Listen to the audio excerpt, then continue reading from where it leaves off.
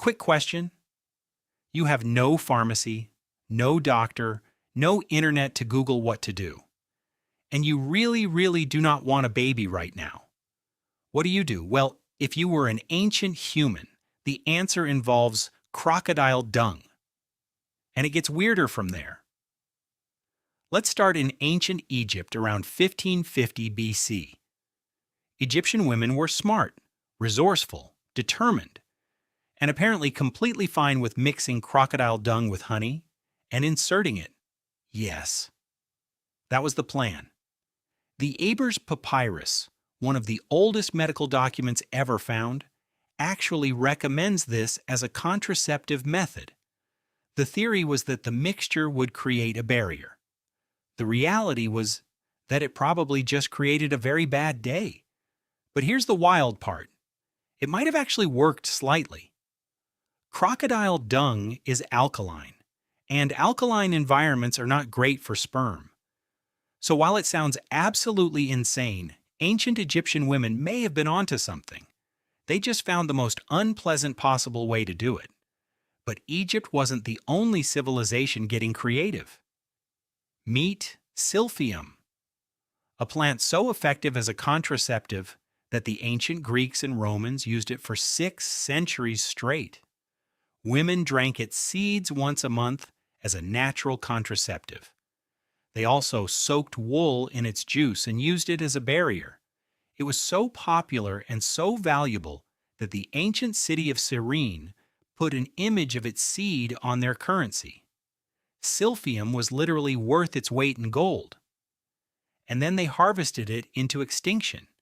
The entire plant species gone. Because ancient humans wanted it so badly, they used every last one.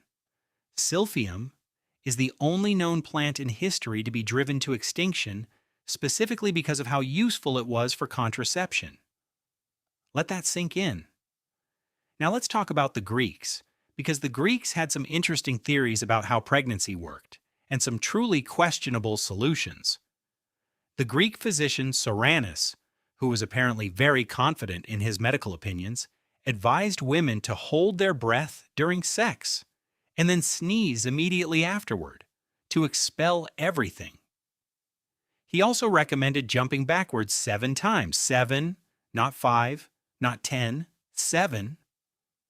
Nobody knows why 7 specifically, but Soranus was very serious about it. Meanwhile, Hippocrates, the father of Western medicine, suggested drinking copper salt dissolved in water. He claimed it would prevent pregnancy for up to a year. It would also slowly poison you. But details. And then there's ancient China, where the recommended contraceptive method included drinking mercury. Mercury. The same substance we now know is one of the most toxic things a human being can put in their body. Ancient Chinese women were advised to drink it after sex to prevent pregnancy.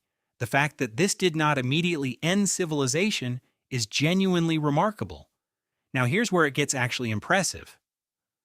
Acacia gum.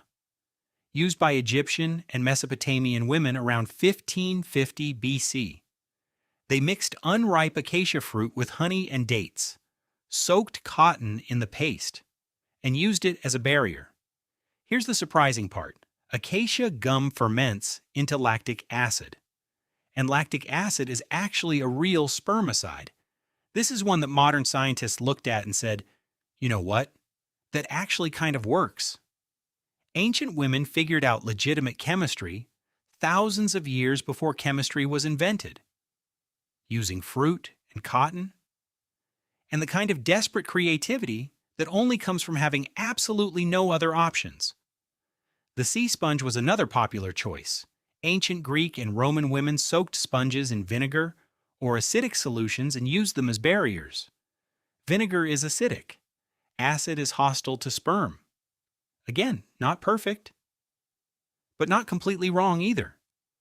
These women were essentially doing applied chemistry with whatever they could find. And what were the men doing during all of this? Mostly the pull-out method, which has been referenced all the way back to the Old Testament.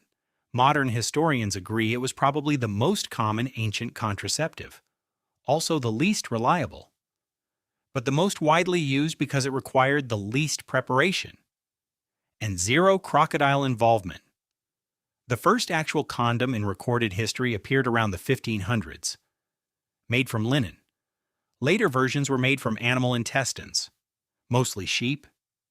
They were reusable, which is a sentence that takes a moment to fully process. They were tied on with ribbon, soaked in chemicals before use to increase effectiveness, and sold at apothecaries and barber shops, because apparently those were the same kind of shop back then. So what does all of this tell us? Humans have always wanted to control when they have children. For thousands of years, people tried everything they could think of.